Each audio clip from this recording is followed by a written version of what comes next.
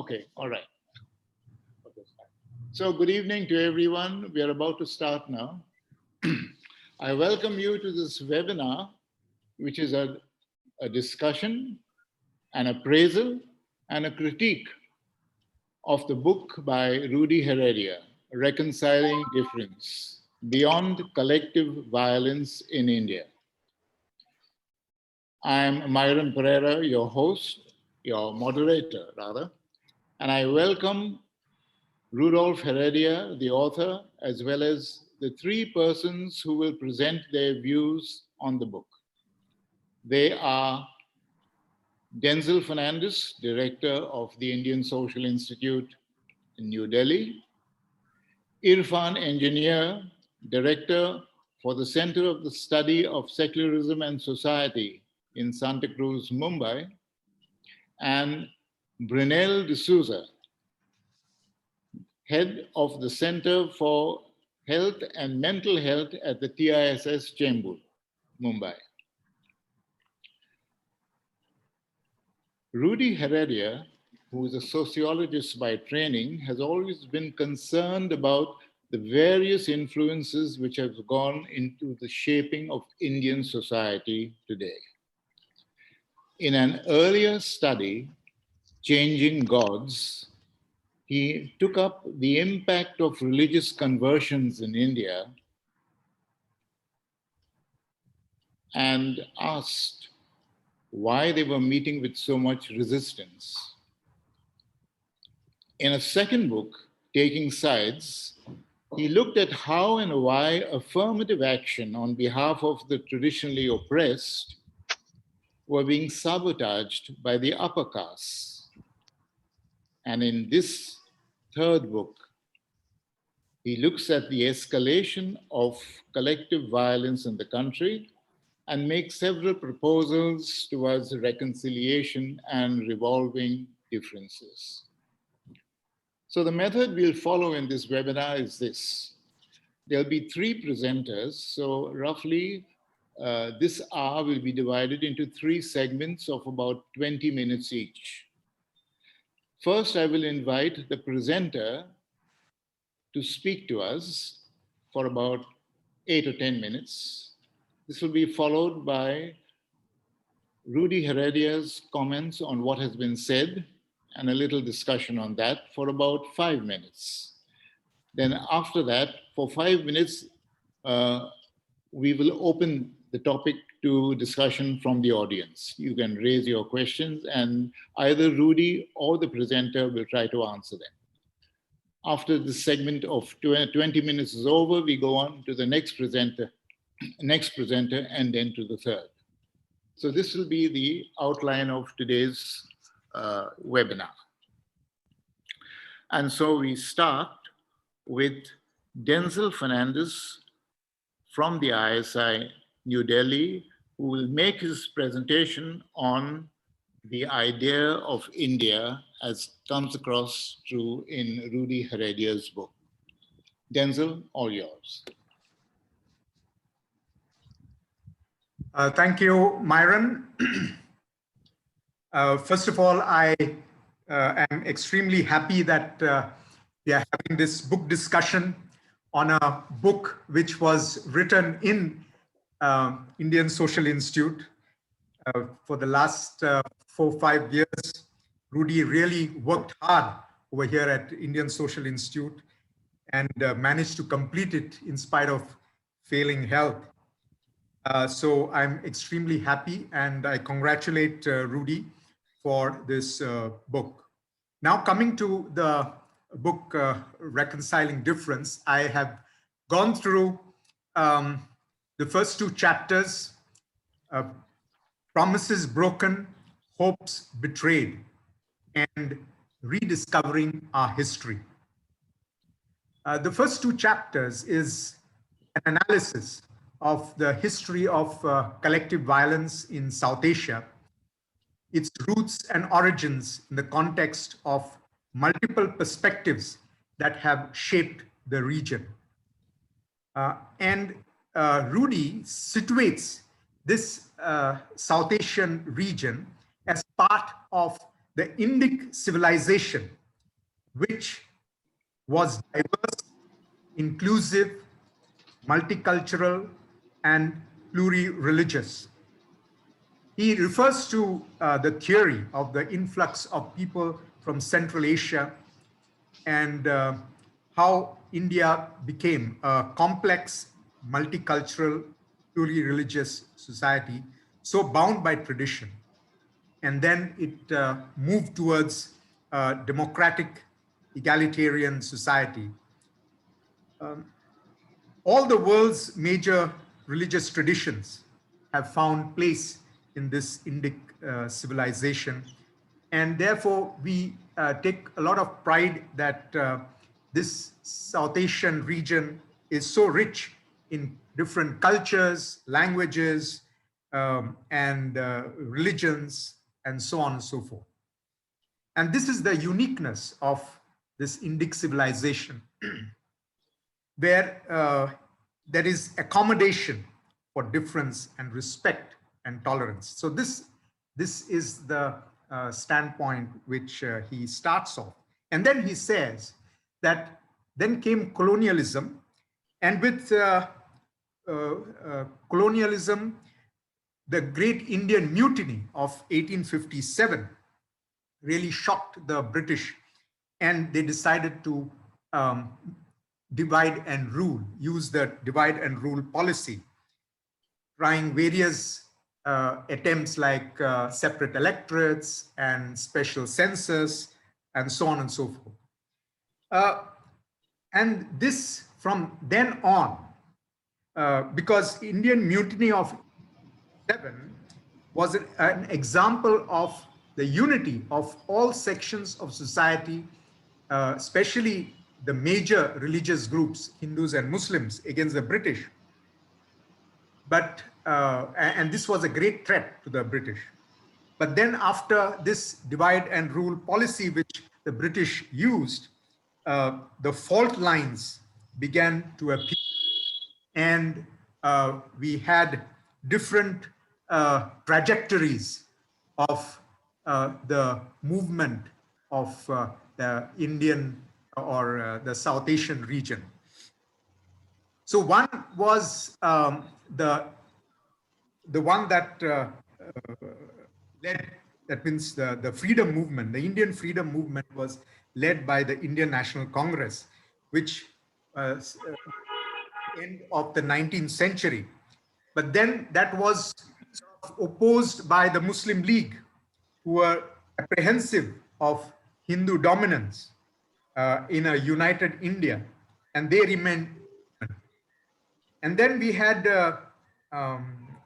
other trends as well. We had the Hindu revivalism, which gave rise to Hindutva later in the 20th century, and also the communist movement inspired by Marx, and also Russia, Lenin, Stalin, and even Mao of China. Now, this idea of India, which emerged from this freedom movement, was that means the one that Indian National Congress advocated, stood for social and cultural diversity.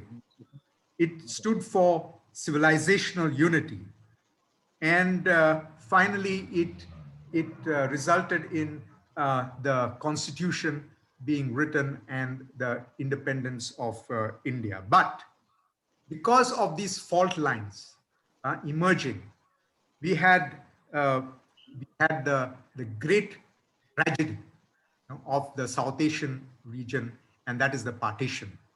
The partition was a great tragedy because it resulted in a massive collective violence. It separated people on the basis of religion. And this whole Rudy, he says that an idea of a nation that is based on religion is bound to fail. And that's precisely what happened when Pakistan was formed on the basis of religion. Now, we saw that Pakistan later was dismembered because Bangladesh was liberated in 1971. But the idea of India, yeah, which stood for liberty, equality, fraternity, uh, justice, and inclusion and tolerance, that was accommodated in a constitution, which was also inspired by great leaders like Tagore. Tagore's idea of India was distinctly syncretic, embedded in tolerance. Uh, Gandhi's Swaraj was also an idea that believed in rule over self, both personal and social. It also had the idea of Swadeshi, uh, and uh, and being steadfast to the truth, and satyagraha. That also shaped the idea of India. Nehru's discovery was also another aspect which uh, shaped the idea of India, because he believed in a multicultural, pluri-religious civilization. And being the first prime minister, he said that he faced two main challenges. One is creating a just state by just means, and creating a secular state in a religious country. And then Ambedkar's republic was another idea, which he is the one who brought the principles of liberty, equality, fraternity, and justice. But then there was this other alternative idea of a Hindutva vision, uh, a vision of India as a Hindu nation, which uh, uh, which was first propounded by Savarkar in his book Hindutva. And basically, this idea of Hindutva is fundamentally Brahminical. It is hierarchical, patriarchal, and uh, it believes that Hindus as a politicized ethnic group, the dominant majority, and non-Hindus will be subordinate minorities. So we are faced with multiple futures, uh, and basically now we are faced with, according to Rudy, two futures. One is the idea of India as a multicultural, multi-religious society based on the principles enshrined in the Constitution, preamble of the Constitution, and the one we have of Hindutva. I would say that there are some hopeful messages in Rudy's book as well, where he says that that we have to you know revive, or we have to go back to our roots. We have to go back to the vision of the freedom struggle which shaped the nation, and it's only then that we are able to revive this idea of India today.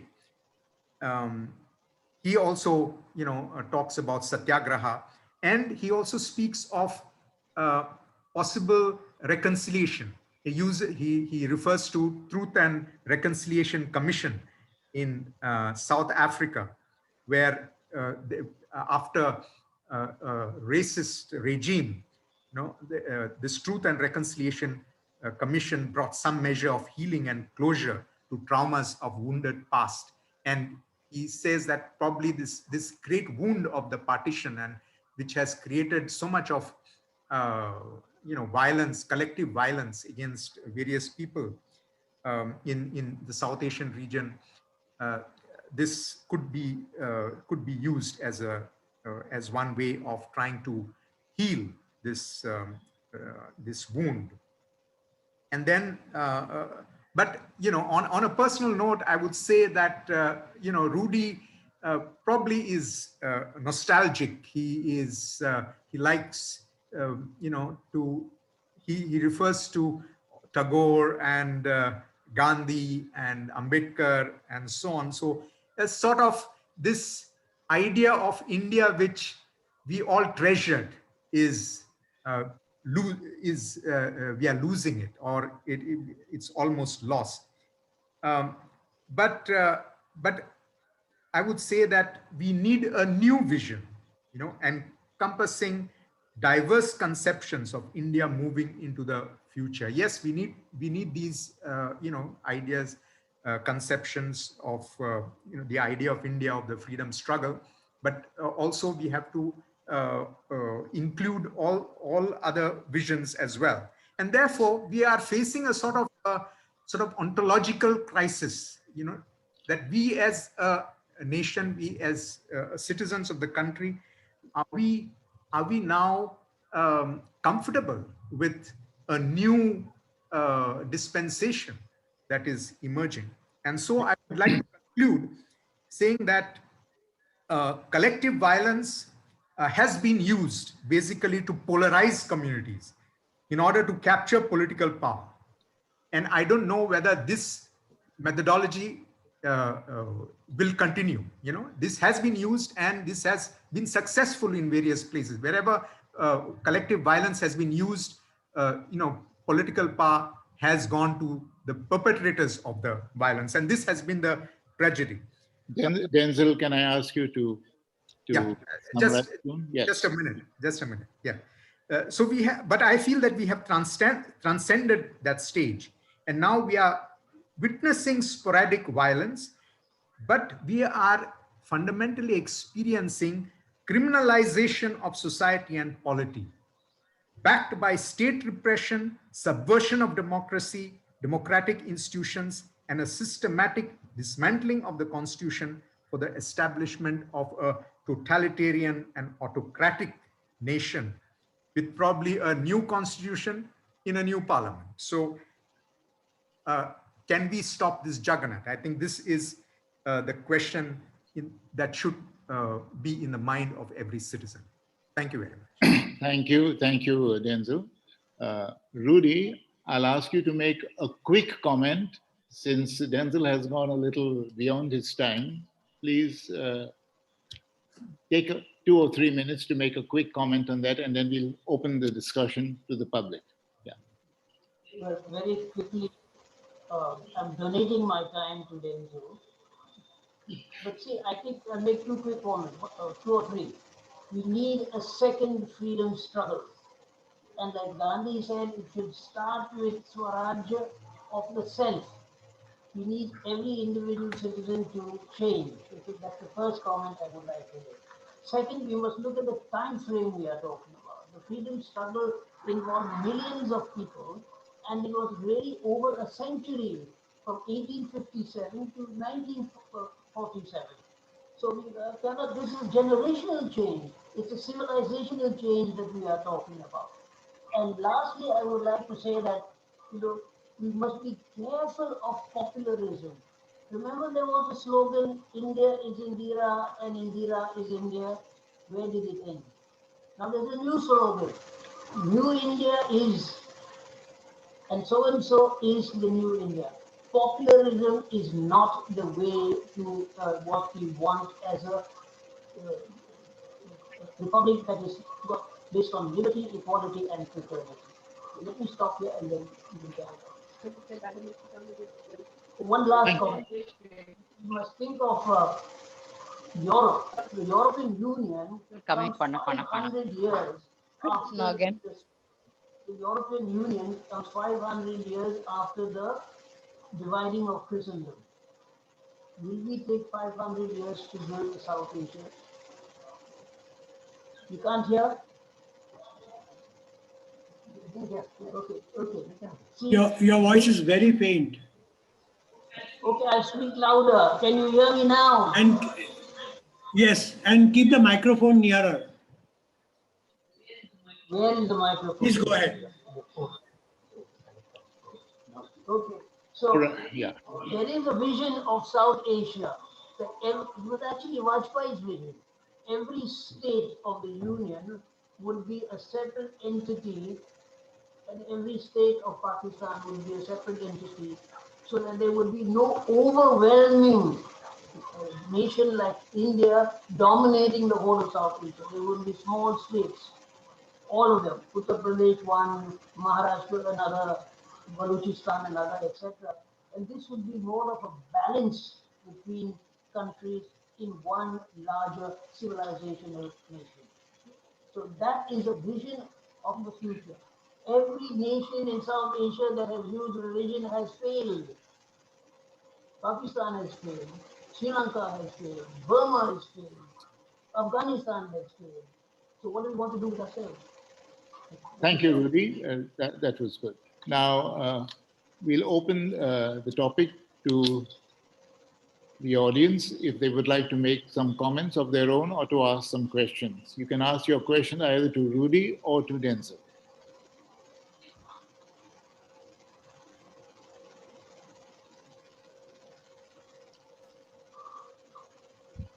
Anyone? Any comments or any questions? Hello, Yes. Errol. Yep. Is Yep. it- Blaise, you want to speak? Speak. Yes, yes. We can hear you. Yeah, Carry on. I am wondering whether we could go a little beyond simply this term exclusivistic, inclusivistic, because I still find that the approach of different religions remains exclusivistic. Is there some way of breaking off from that exclusivism so that we are open to being enriched by each and every other religion, which might perhaps bring about a change in the understanding of our own religion? Is that possible? Would either Rudy or Denzel like to answer this? I would like to answer this. Yes, briefly. Please. We need to make dialogue as part of our civilization, religious, economic, whatever it is. We have to learn to talk to each other, to listen to each other, to see ourselves through the eyes of the other. Only then, if we make the other in opposition to us, we are going to need a political power to settle that. If we take the other as a responsibility of ours, then we will have another relationship. We take the other as a fulfillment of ourselves, we will have another relationship. So I think we have to bring it down. This is what Gandhi meant by Swaraj based on the individual. Okay? So can you hear me? Am I too soft? Swaraj based on the individual. It's got to start there, and then it begins to expand. Okay? Thank you, Rudy. Yeah. Anyone else? Yes, Tony here. I've raised my hand already. Yes. Please go on, Tony. Yeah, Denzel talked about reconciliation and then also Truth and Reconciliation Commission South Africa. My question is, do we have an atmosphere where reconciliation is possible? In the case of South Africa, we had this great leader, Nelson Mandela, and these things were possible. And the context was also different. In today's context, is that possible at all? Because the other side doesn't want reconciliation and scuttles all efforts towards this. Denzel, would you like to take that? Yeah, I would agree that there should be a favorable atmosphere where all parties would be interested in dialogue and facing the truth. It's only then that we can move towards reconciliation. But as you mentioned, that if we take hardline stands, and the situation that exists today may not be favorable, but I would say that there are smaller attempts. There may not be big attempts, but there are smaller attempts at dialogue and reconciliation in, for example, Northeast, where there are some efforts made so that different warring parties come together.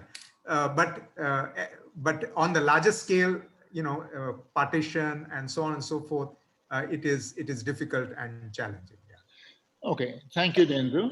We'll take up this topic of reconciliation a little later in the context of Brunel's presentation.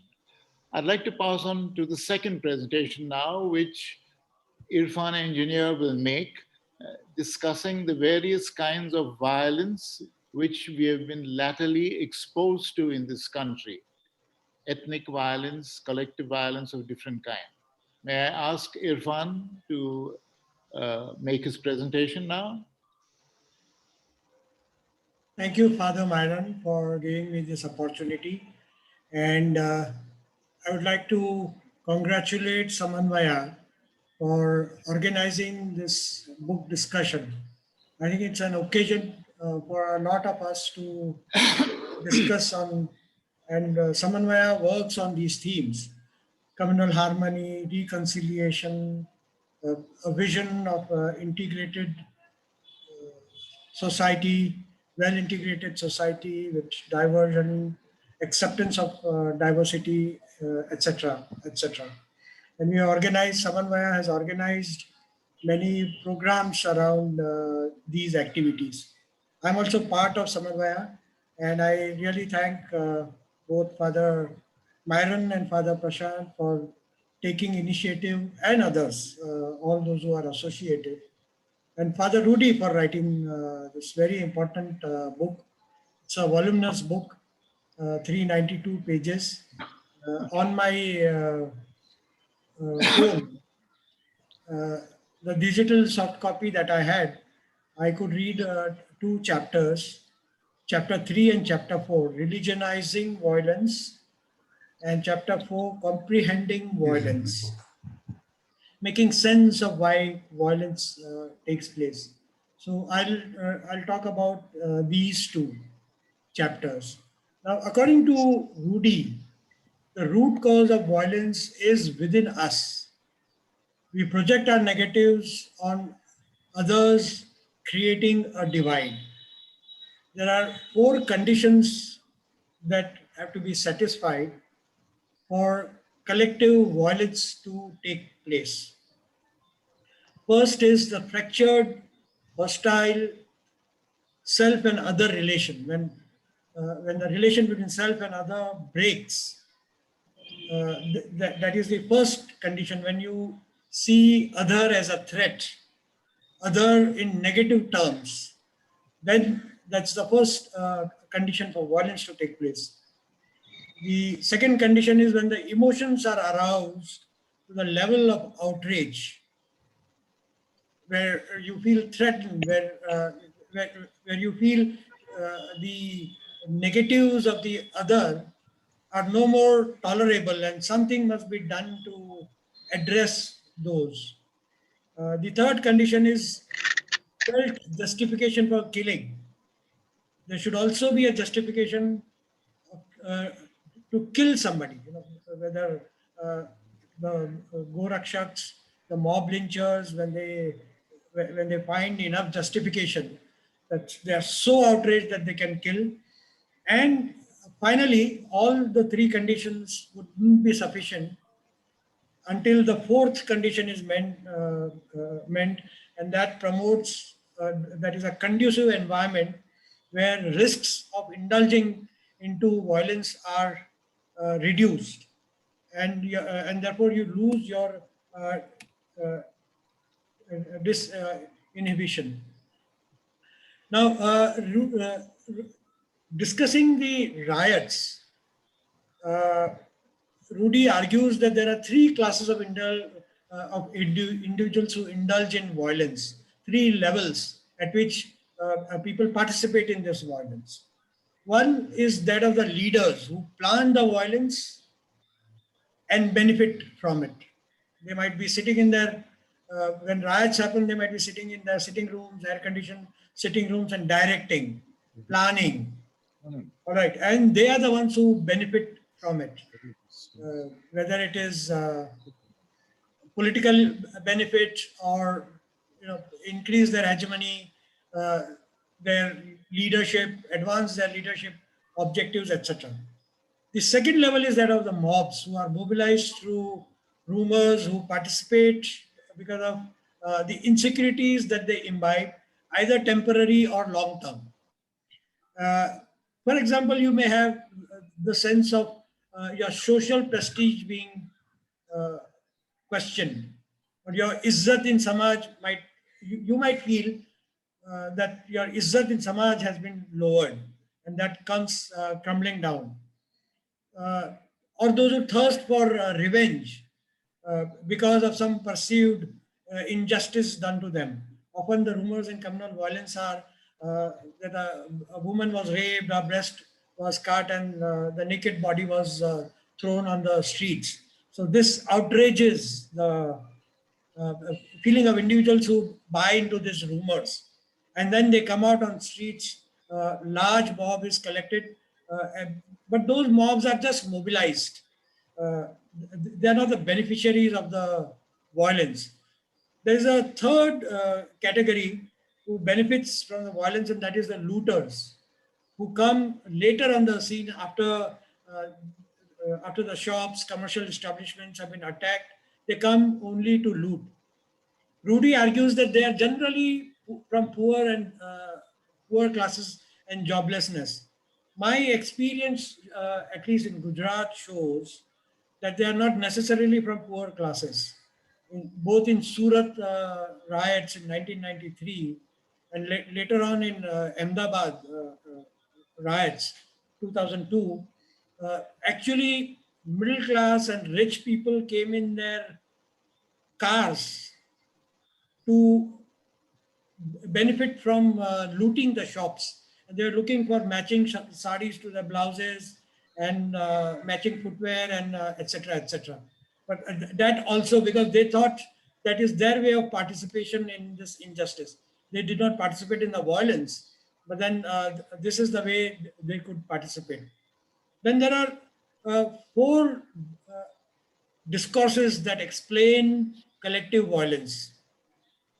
The first discourse is about socio-psychological, unaddressed psychopathies, violators having a self-image of victim, that they are victim of some perceived injustice.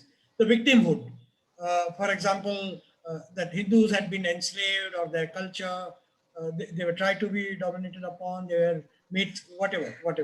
That victimhood. And that is one that that is one discourse that explains violence, collective violence. The second discourse that seeks to understand or explain collective violence is the eco-political, the discourse that looks into economic and political causes of violence. The roots of violence are because there is the economic conflict or the political conflict manifests itself as communal conflicts or as ethnic conflict or as religious conflict. The third level of discourse that could explain this collective violence is socio-cultural. Differences in culture and cultural styles leads to conflict and which can escalate to collective violence. There is an ideology that mobilizes, that plays upon or that is constructed upon the socio-cultural differences. For example, Savarkar's formulation of Pitru Bhumi, Punya Bhumi, that categorizing Indians into two categories. Hindus are those who think India is their holy land and fatherland. Those whose holy land is not India or is outside this landmass are foreigners and the perceived others and therefore enemies. Likewise, there could be ideologies of sons of soil, racial superiority, blood and land, as Najis had. So this is the third level of discourse. The fourth level of discourse, which is similar to the third level of discourse, and this is socio-religious, where theological justifications come. When violence is backed by theology, uh, and the aggression is justified theologically. The promised land in case of Israel is, say, one example, or jihad is another example of collective violence where religion comes to justify, and religious discourse comes to justify violence. Now, uh, religion gives meaning to lives of most people, answers their existential questions and dilemmas. Therefore, it becomes part of their selves. It always had the potential to motivate its followers to die and sacrifice themselves and even kill. Uh, there are those who essentialize and absolutize religion as if religion determines and substantially shapes the human behavior. Further, they think that the religions are more or less homogeneous and uniform systems. However, a social scientist would deconstruct religion uh, in more nuanced manner, and this is what Rudy does in this chapter on religionizing violence. Looking at its historical, socio-economic context, the level of knowledge, etc., etc. Rudy examines religionizing of violence as an insider, as a theologian, but most important, as a social scientist. He studies, he examines all the religions in India, particularly in India, Islam, Hinduism, Christianity, in both their aspects. Uh, one that one that is a source of faith, moral values, that links you vertically up with God, motivates you to do good things in life, render service, accept the others, embrace the others, uh, and there is the other aspect of religion in all these religions. The other aspect of religion is ideologizing religion or politicization of religion. So people come up with ideologies based on religion, political ideologies based on religion. The Hindutva is different from Hinduism. The Zionism is different from Judaism. Islam is different from the jihadi ideology, so on and so forth.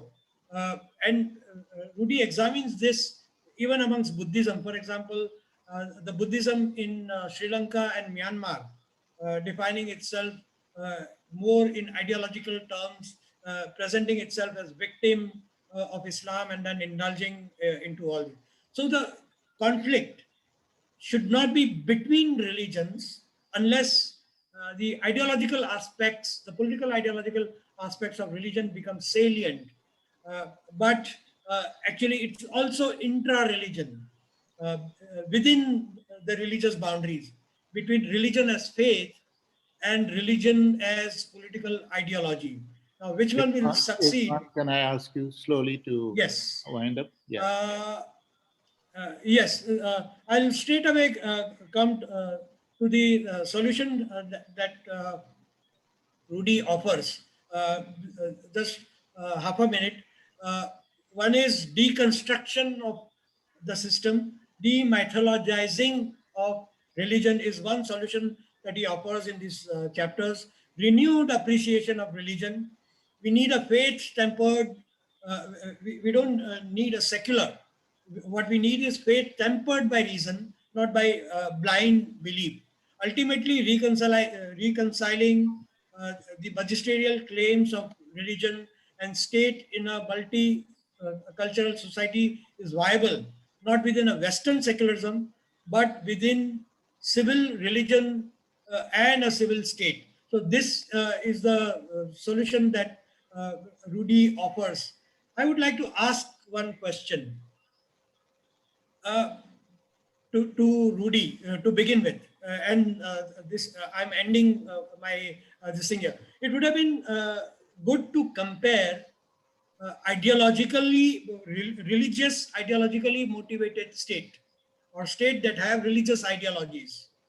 The freedom of religion and conflicts, whether they exacerbate or mitigate, as compared to democratic states, which do not have political, religio-political ideologies as its founding principle. Are democracies more peaceful? And what if ideologically motivated party captures a democratic state?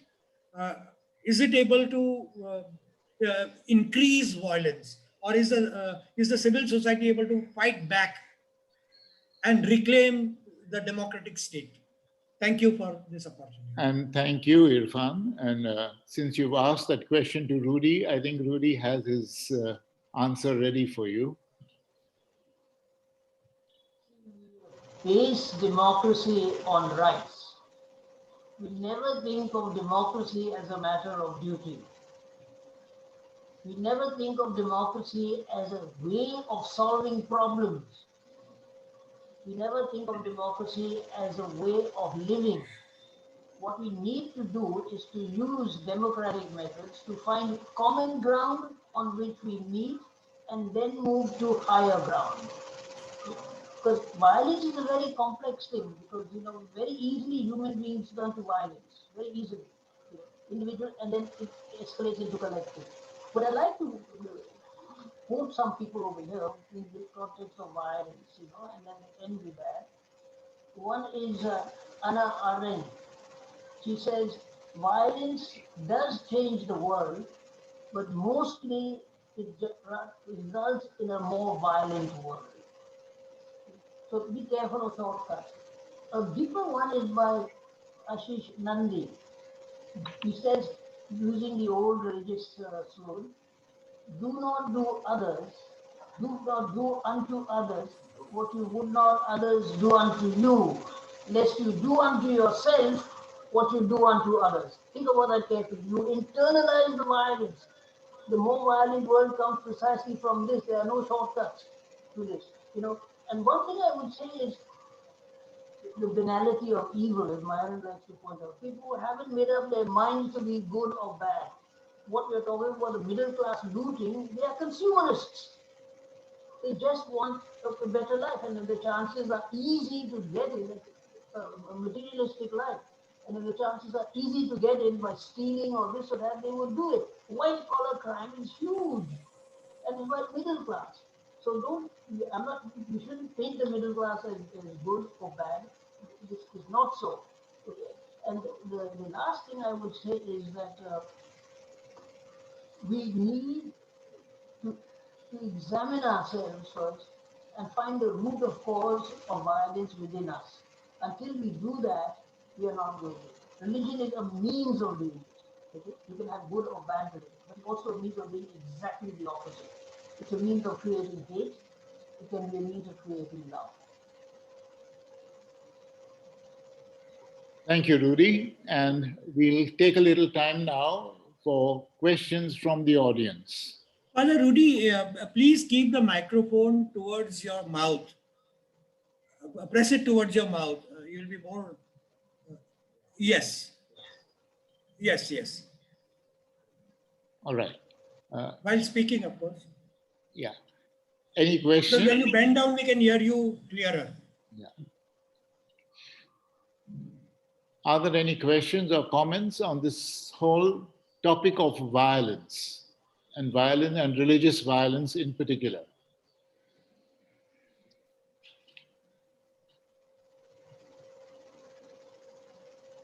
No? Participants have Yes, raised Manas their hands. Zia. Manas, Rajan, and Zia.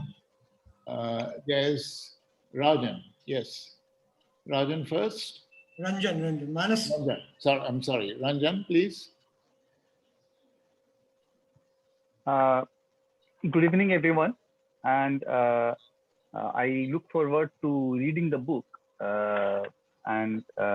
It seems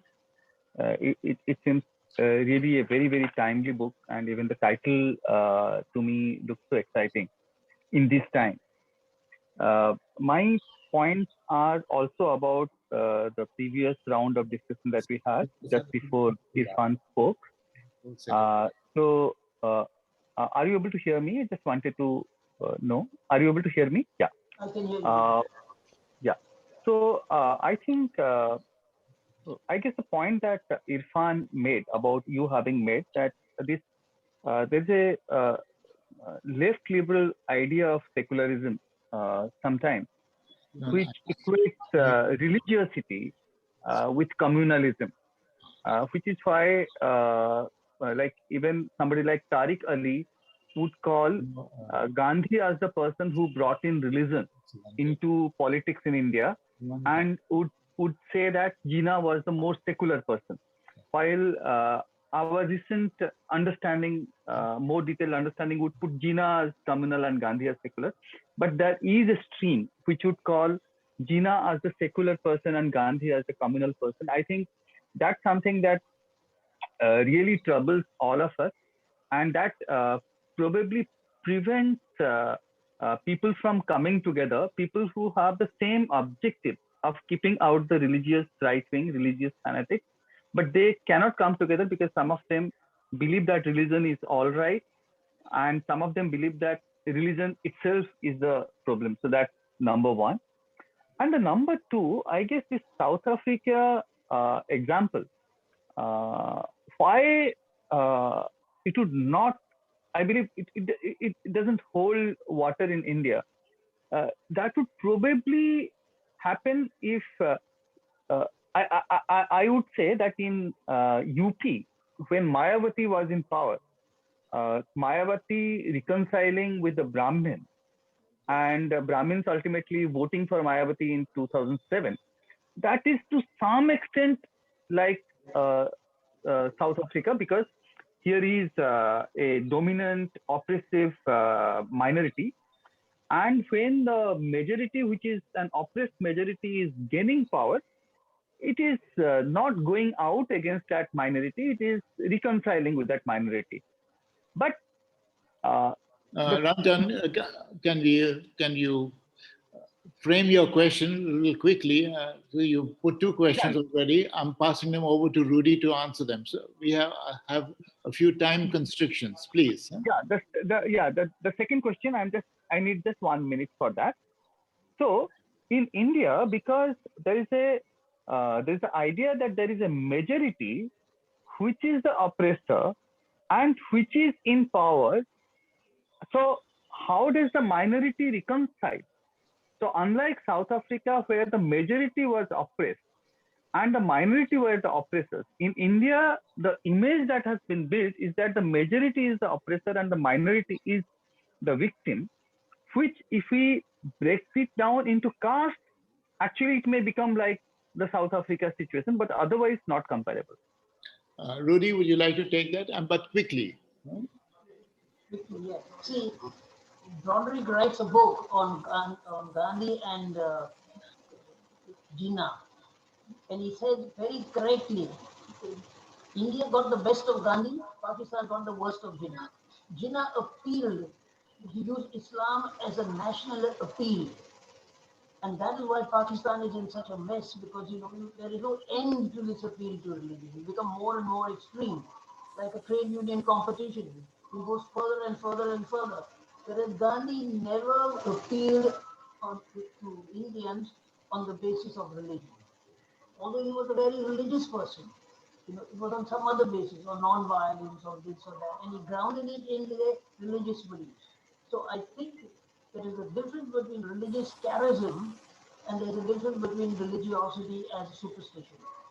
So Jinnah was clearly using religion for political purposes. There's no doubt about that. Gandhi was using, if he used religion at all, it was a civilizational appeal. Okay, and that is the big difference between them. So Gandhi got the best of Hinduism, which is not Hindutva, and Pakistan got the worst of Islam from Jinnah, which was politicized Okay, Islam. maybe stop here right now. There's another minority. Rudy. About the minority and the majority. This is a political equation. Okay, Rudy, we'll stop over here. There's another question from Anjali.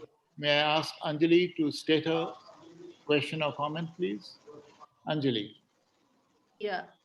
I look forward to reading the book. From the discussions, one important point which comes out is that often the violence is done to the other. So there is a whole process of othering, and we know that the Hindutva forces are very well organized for the last 100 years through the, in fact, they'll be celebrating their 100th year in 24. The same kind of spread of dialogic sort of centers within other religions and within Hinduism itself don't exist. The same kind of footwork in a sense. And the Hindutva forces basis is of othering and organizing with an enemy. So are there instances in the book or experiences as to how to organize without making an enemy, so that there is more dialogic interaction happening, which is self-reflective of, say, within Hindus about Hinduism, within Christianity about within Christians about Christianity. There also there's a defensiveness within religion to be self-reflective. So if Dr. Heredia or Irfan or Denzel would come back with some kinds of ideas on that, because we'll have to build that base if we are to look for peaceful dialogue in opposition to discussion where you identify an enemy. Thanks. Rudy, would you like to take it? Very simply, if we do not come back to our basic humanity, our basic, what makes us human, if we do not come back to that, we will never find common ground. So the only thing really common between us at the deepest level is our common humanity. We are all human beings, and we all have basically the same desires and fears and joys and sorrows and so on. When we explore that basis again, and from there, then we can come to higher ground. Find a common ground to come to higher ground. I think that is the path which I advocate. Irfan, would you like to make a quick comment also on this? Yes. I think there are two solutions. One is reclaiming the humanist aspects in our respective religions, spiritualizing our religion, or treating religion as source of values and faith. That is one. When all religions or all communities do that, there'll be more of a dialogue between them, and they'll work out how this dialogue. The second thing is one needs to be very critical of one's own religious traditions as well, and evolve as we did during freedom struggle, whether it was Raja Ram Mohan Roy or Gopal Krishna Gokhale and Rana Day, whole lot of the reform movements which critiqued their own religious traditions of past. We need to renew our religion and reclaim human aspects. When we do that, I think we promote, we work towards and we promote dialogue and seek solutions. Thank you, Irfan. Let's go on now to the last presenter, that's Brunel De Souza. I invite her to make her presentation. It's on reconciliation, basically. Brunel, please. Yeah. So dear friends, at the outset, I would like to thank the organizing team of Samanvaya and Rudy for inviting me to share my thoughts, reflections on this very important and timely publication. We are at a very difficult time in our nation's history as we grapple with the resurgence of Hindu nationalism, militant, chauvinistic, violent, and Brahmanical. A nationalism that imagines the nation as an exclusive community of Hindus, and one that is barely tolerant about ideals of secularism and pluralism. There is a growing culture of hate and practices of state repression and impunity. It appears as if India is now embracing fascism with pride. Sectarian strife and majoritarian violence are shamefully frequent, and collective violence is used to subjugate and dehumanize religious minorities and other marginalized groups such as Dalits and Adivasis. We are witnessing a refashioning of the Indian Republic and spiraling down rapidly to become a mirror image of Pakistan. This would be a tragedy, not just for India, but for all of humanity. This book, Reconciling Difference Beyond Collective Violence in India, is a timely and important contribution to scholarly literature on the issue of collective violence in modern India. This chronicling is important at a time when attempts to rewrite, manipulate history have intensified. Secondly, Rudy attempts to go beyond. This volume is not about the trail of violence in India. The strength of its book and its unique contribution is its emphasis on reconciling differences, bridging fault lines, and the need for a healing touch. I agree with Kiran Doshi, who has written a review when he says, it's a must read for those who want to know about what's happening in the country and what to do about it. In the 3 chapters, I was requested to review, that is, spiraling violence, bridging the fault lines, and a healing touch. Rudy explicates some of the ways that we can work towards ending collective violence and closing the fault lines of society with a healing touch. He talks about the need for an inclusive nationalism that can in fact serve as a powerful democratic resource, as seen during the Indian freedom struggle. Before independence, India's nationalist movement developed a national identity that was both popular and inclusive by the standards of any nationalist movement then emerging across the post-colonial world.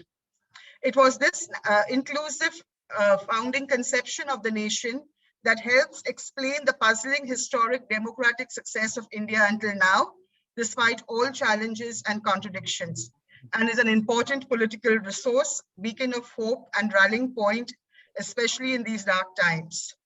Rudy says that we must reclaim that foundational vision, the vision of Tagore, Gandhi, Nehru, and Ambedkar, and many others. He also explores India's multiple traditions of religious and philosophical thought, syncretic traditions, in search for resources to revitalize our damaged polity and heal our fraying social fabric. He talks about the restoration of peace, harmony, and justice via Gandhi's method of ahimsa, something which I deeply believe in, because, you know, to me, violence only begets violence, and non-violent struggles for justice, you know, always have a greater moral compass. He also makes a compelling argument about not engaging in superficial reconciliation work, saying that neglecting the root cause of violence will only bring some more of the same, that we really need to address the structural issues and fault lines that lead to collective violence, including inequality, iniquity, ideas of citizenship, if we truly want to bring about transformative change. The book also talks about the need to draw linkages between Hindutva and neoliberalism. Rudy says that the Constitution must be the framework that guides our efforts of reconciliation and peace. The preamble speaks about securing justice, liberty, equality to all citizens, and promoting fraternity to maintain unity and integrity of the nation. And I completely agree that we must hold on to these cherished ideals laid down in the preamble. However, variations of understanding and contestations about who is Indian and who is Hindu has had unhappy implications for the Constitution and formal law too, therefore making for inequality and discrimination between communities at this level too. Thus, though minorities in India are given rights and safeguards against discrimination in the Constitution, which are articulated in the preamble in Articles 15, 16, 29, and 30, there are legal inconsistencies in the Constitution which act in a discriminatory manner towards minorities. These legal inconsistencies, have also contributed to the us and them divide or conception. The law minister earlier this year said that Dalits converting to Islam and Christianity cannot avail of quotas. And he quoted Para 3 of the Constitutional Order on Supreme Courts, which says that no person who professes a religion different from Hindu, Sikh, and Buddhism can be called a scheduled caste, can belong to the scheduled caste. So these, while we talk about the Hindu right, let's not, gloss over, legal inconsistencies that prevail within the Constitution and law. Now, Rudy, in the third in the chapter on bridging the fault lines, talks extensively about truth and reconciliation and the need for restorative justice, and he elaborates on the South Africa experience. Now, I agree with some of the speakers and some of the participants who spoke earlier. The truth, when they said that, are we really ready for this? And the Truth and Reconciliation Commission was a court-like restorative justice body assembled in South Africa after the end of apartheid. Witnesses who identified as victims of gross human rights violations, were invited to give statements about their experiences, and some were selected for public hearings. Perpetrators of violence could also give testimony and request amnesty from both civil and criminal prosecution. Now, I definitely feel as a society, as a country, we need truth and reconciliation. We need healing above all and forgiveness, but we also need justice.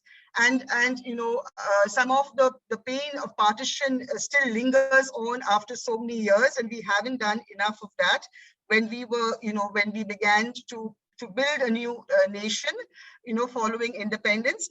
But I think we really need to consider whether, a model based on the South Africa model is the one that we're really looking at, because that requires political maturity, national will, and balance of power. I agree with Ranjan's point, which he made earlier. You can't have an oppressed minority, forgiving and engaging in restorative justice without sufficient conditions, without first being able to, get justice themselves. And this refers to not only religious minorities, but also Dalits and other such groups. Okay, as in the case of the Truth and Reconciliation Commission, there were many who believed that justice was a prerequisite for reconciliation rather than an alternative to it, and that the TRC had been weighted in favor of the perpetrators of abuse. So we need to really be careful that, whether this would also apply to India. As a result of the TRC's shortcomings and the unaddressed injuries of many victims, victim groups together with NGOs and lawyers took various TRC-related matters to South African and US courts in the early 2000s. Now, Rudy speaks a lot about peace-building initiatives, the Karwahi Mohabbat, the Mohalla committees in Bombay, and peace tribunals. And I think that, there could have been more examples, more contemporary examples, in addition to these. And the last chapter deals with concepts like Indic pluralism, pluralism versus tolerance, pedagogy for pluralism, dialogue for reconciliation, and points for engagement. He makes a case for being open to encounter and dialogue with persons of different faiths and culture, including everyday dialogues. Now, many of these are concepts and ideas, and I would have liked to see more concrete application. For example, how does one deeply engage with young people or communities on issues of diversity, prejudices, ideas of citizenship, and secularism? And what I also want to go back to what some of the participants spoke about. How does each faith tradition or community group look at its own inconsistencies, and its, there's a lot of defensiveness. There's not adequate readiness to engage on difficult internal issues of faith and religion when it comes to different religious groups. And a major gap which I found in the book was the gender neutrality. And the book doesn't refer to women and their role in peace building efforts and ending collective violence. There is a growing body of feminist discourse establishing that collective violence, war, and peace are gendered activities. And consequently, women's experiences, responses, and needs are different, that is overlooked by national and international policymakers. Studies making visible the centrality of women's agency in peace building and the need to have women participate at the peace tables are ignored by dominant conflict, peace, and security discourses. And I saw that, even, the invisibilizing of women, their experiences of collective violence, and their contribution to ending collective violence and peace building, absent in this book. And we have many examples from India. You have the Naga Mothers Association that have played a critical role in peacekeeping efforts. Okay, at the end of fighting between the National Socialist Council of Nagaland and the Indian government exposed divisions within the SCN and among Naga factions. And although it seemed that the ceasefire could not be sustained, Naga women had began taking advantage of their positions as respected mothers, stepping in to stop interfactional violence. The Naga Mothers Association even established a peace team that held advocacy meetings with Indian government official and military officials. There are similar examples from Gujarat. The Gujarat Harmony Project is an example of restorative justice in the failure of a retributive justice system. The GHP, under the direction of Binoy Acharya of Unnati, a local NGO, dedicated to the ideals of Ambedkar, a great Dalit leader, provided emergency relief, rehabilitated displaced communities, restored livelihoods, and facilitated social reconciliation in areas of Gujarat disturbed by communal conflict. This partnership brought together 10 development organizations, 8 NGOs, 1 trust working on Muslim women's health issues, and 1 strongly feminist collective. So, so these have been some of my observations. So I feel that, while we are looking at a lot of these strategies and they're all very valuable, I think the book would have been even further strengthened if those strategies, if those conceptions and ideas were sort of translated into concrete, suggestions as to how can these be operationalized in everyday living and practice. Okay, so they don't only remain in the realm of ideas, but also in everyday experience. And I've also found that there could have been more efforts to look at current initiatives of peace building and current initiatives, both where women were involved.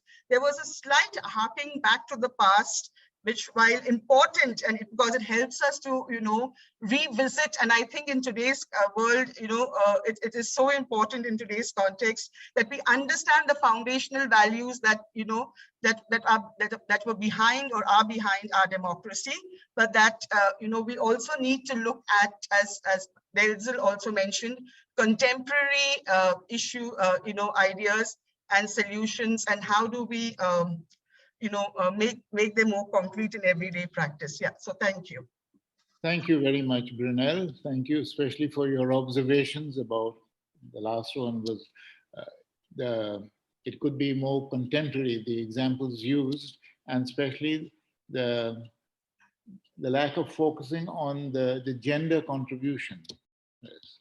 Now, I ask Rudy to respond very briefly to this, and then we'll take a few questions. Rudy, would you like to? Rudy?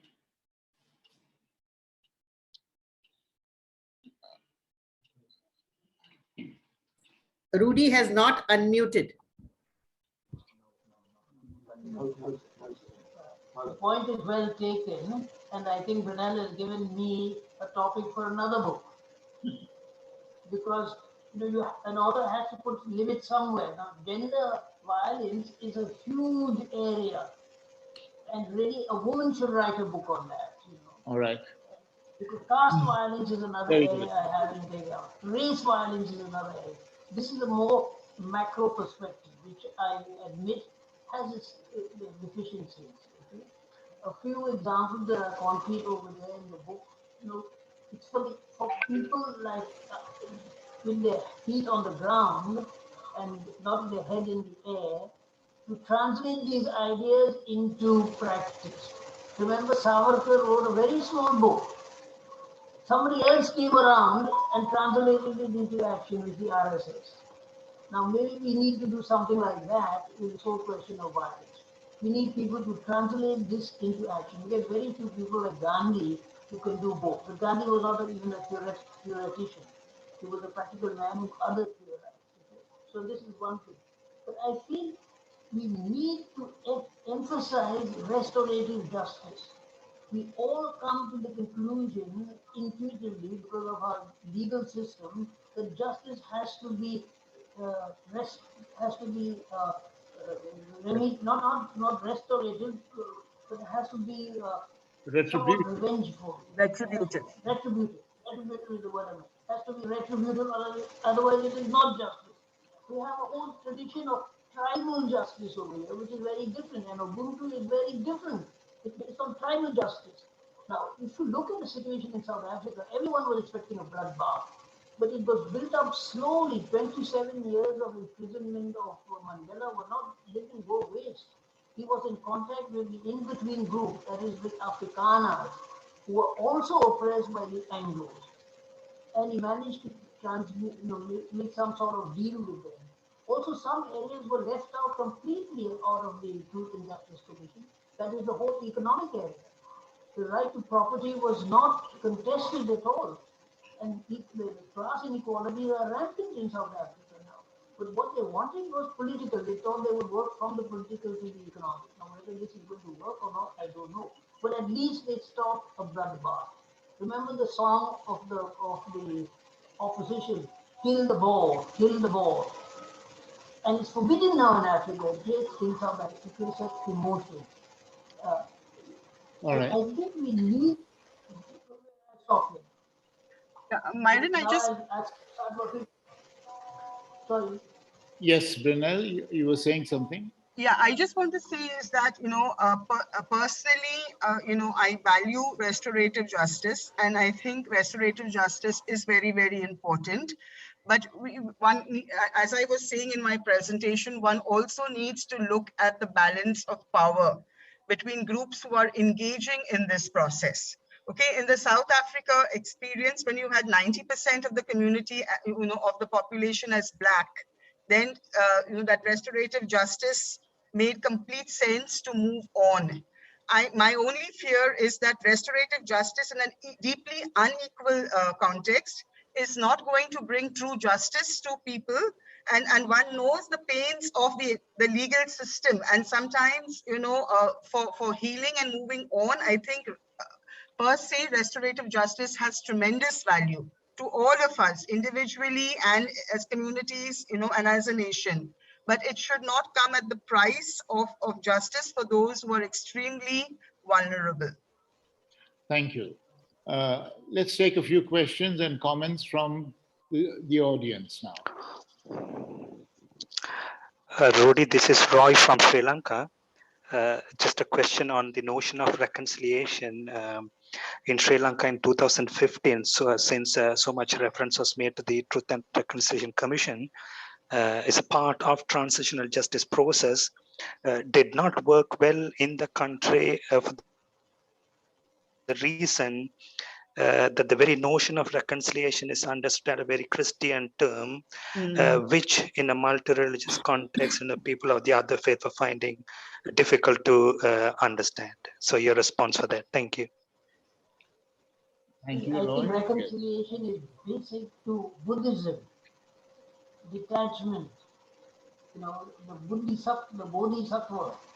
So I don't think it's basic to Christianity alone. In fact, Christianity has a hell, which is not restorative justice. I think we have to dig into our mind them for what is really Definitely. But Sri Lanka has not come to terms with its problem of difference. And you can see it reflected back into the economic system. So what you do unto others will be done unto you. And Sri Lanka is now becoming an elected dictatorship, very much like we are. So the problem is not solved. It's on a smaller scale than in India, but it's not solved. And it has huge economic problems as well. So if you see where Sri Lanka started, It started as the most progressive of all the South Asian nations. higher literacy, higher state of living, and not standard of living, but other terms, not standard of quality of living, life. quality of life. And where are they now? Where are they now? Bangladesh is ahead of India on many of these. Measures.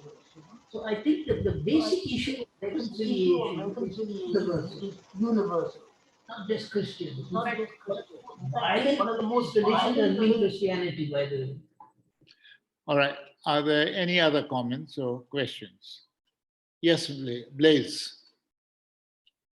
Yes. I would like to ask both Rudy and Brunel if in the understanding of reconciliation, shouldn't there be space for reinterpretation of our faith and religions in terms of certain common human universal values that we have?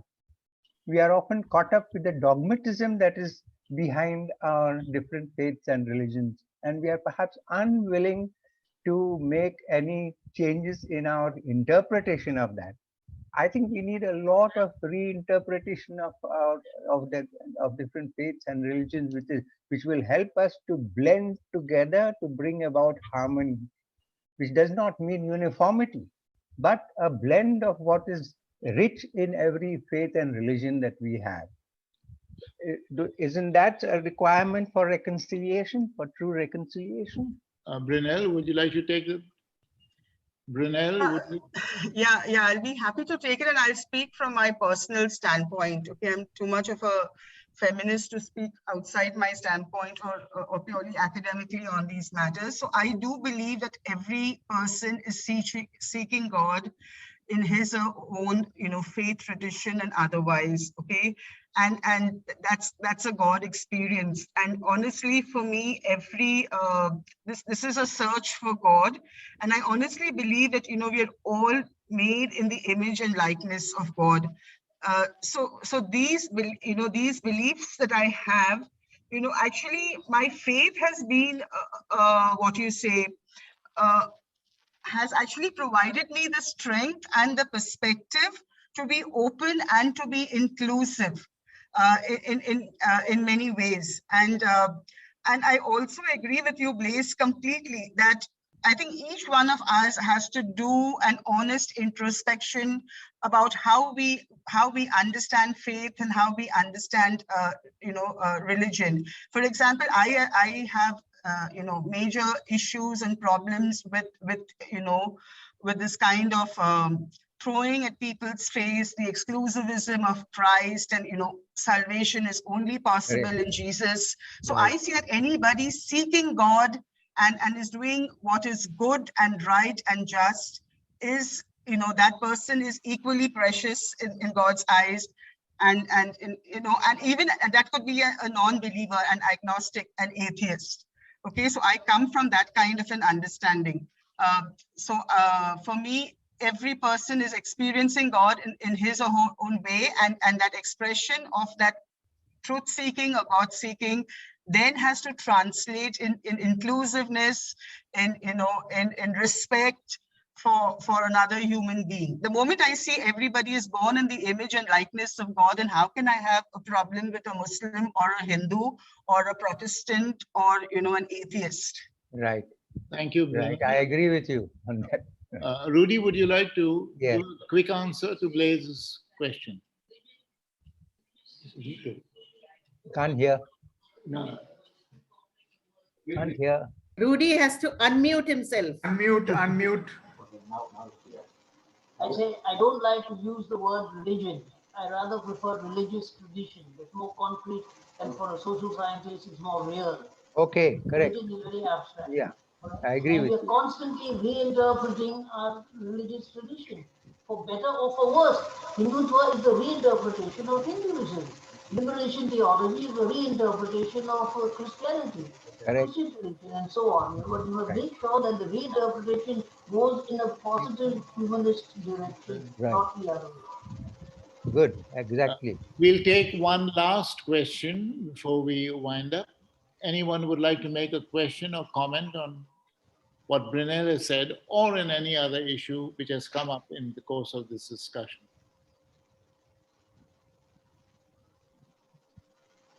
See, I think one thing we must keep in mind is that to be person, you have to be interpersonal. You can't be person alone. Right. To be religious, you have to be interreligious. You can't Right. be religious alone. Exactly. And similarly, to be even to improve economically, you need to interact with others. Okay? So, Yeah. All right. contact with others is basic to our humanity. We are a dialogue. We are a conversation. The biggest punishment you can give someone is solitary confinement. Cut them off from others. All right. Thank Can you. I ask a question, Myron? Yes, Mudita, please go on. Yeah. George Pateri has put the ecological and the feminine perspective. Rudy, how would you look at this as one of the major solutions to the present situation of looking at reconciling differences? What are your opinions on this? I think Brunel has a point. One of the biggest divides in society which we ignore is the gender divide. But it was so complex and so deep and so wide, I thought I should leave it for a special treatment if I treat it at all. You know, this is at the base of a lot of our differences. The other one, what is the other thing that George Pateri said? Gender and Ecological. Ecological and ecology also is a whole economic system is to be questioned. Ecology does that. And we're unwilling to do this. We're willing to pick it here, we're willing to pick it there, but you're not willing to say, we don't need sustainable development. We need regenerative development. You know? All right. We need to regenerate the universe. Myron, I just have a last point to make, right? Make it briefly, please. Yeah. So a lot of what Rudy has written in the book, I deeply identify, and I think a lot of it is also very deeply, spiritual, and this actually requires, what we in the Christian parlance, if I can express, is a kenosis. Can there be an emptying of self? I think that is what Gandhi spoke about, what Rudy spoke about.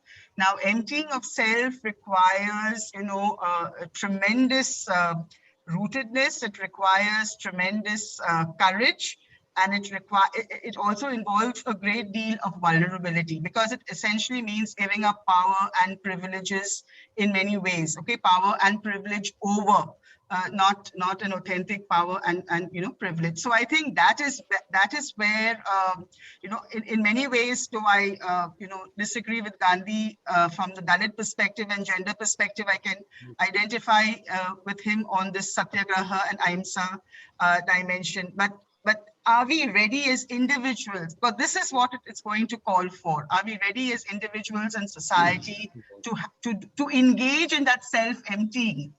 Okay, in order to create a better world. Thank you all very much. I think I bring this little discussion to a close now. I want to thank each one of you for participating in it, both the participants as well as the presenters. So thank you, Denzel and Irfan and Brunel. Yes, sir. And thank you, Rudy, for having stimulated the presenters to make their presentation and to raise so many questions about it. We've had a almost 90 minutes of an very interesting discussion. And those of you who would like to follow it up, this will be put on YouTube in a little while, and you will get the link shortly. Now, I'll end with a little poem, but before I read this poem out to you, some of you might be asking, what is this Samanvai that has organized this session? I will ask the convener, Prashant Olalekar, to say a few words about Samanvai after the poem. And with that, we conclude this webinar. The poem. 6 years ago, in response to the growing atmosphere of hate and violence in the country, Tony Dias and I started Samanvay, Networking for Harmony, at St. Xavier's College, Mumbai. Samanvay means building up harmony by walking together. Rudy Heredia's latest book, Reconciling Difference, fits in perfectly with this vision, joining hands and hearts with several other grassroots and secular groups. We have organized programs in schools and colleges during the past 6 years. Samanvay has now moved out of Xavier's College and is widening its frontiers to make its membership more inclusive. You are most welcome to join us and contribute your wisdom based on your experience and expertise. You can reach us at 2021 samanvaya@gmail.com. I repeat that, 2021 samanvaya@gmail.com. Thank you.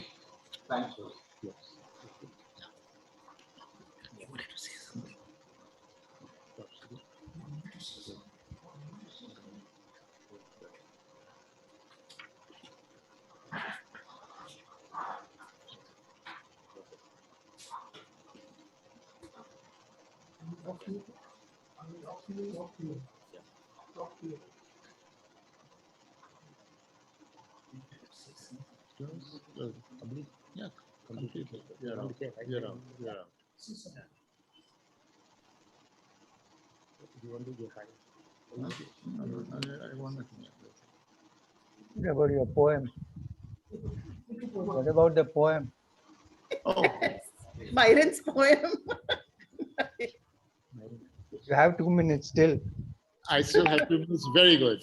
I will not take 2 minutes, certainly, but probably 50 seconds, yes.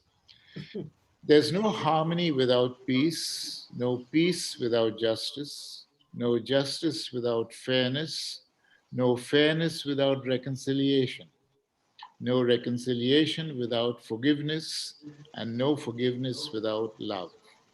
And that brings harmony.